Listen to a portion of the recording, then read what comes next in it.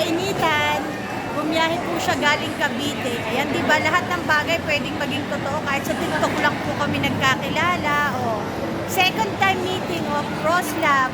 Look guys, ang ganda ng view dito. See? Nasa USA po kami ngayon. Hi, kain po tayo. Hi guys, hello.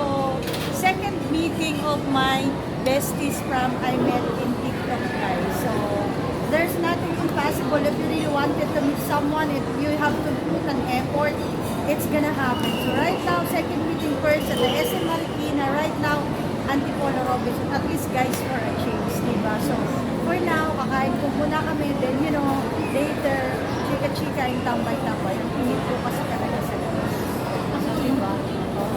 Gusto naman ang biyahe. Mamaya pag habang kumakain na tayo. Ayan.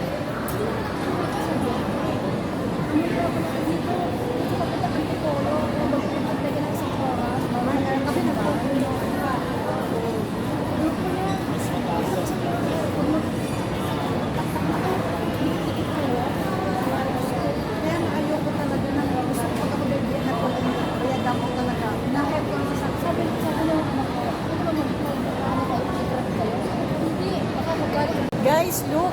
Tingnan nyo naman po yung pizza namin. Dalawa lang kami nito. Tingnan nyo kaya namin kainin yan. So happy guys. This is our moment. Thank you Lord for the blessing. Nakita po kami ni Roslab. Look at that. So look at that. Guys, this is Angel's Pizza. Ano nga? Ito po yung favorite ko sa Angel's. So na maraming spinach and this one. Guys, very affordable for the family. Just to is 800 pesos. Look, amazing.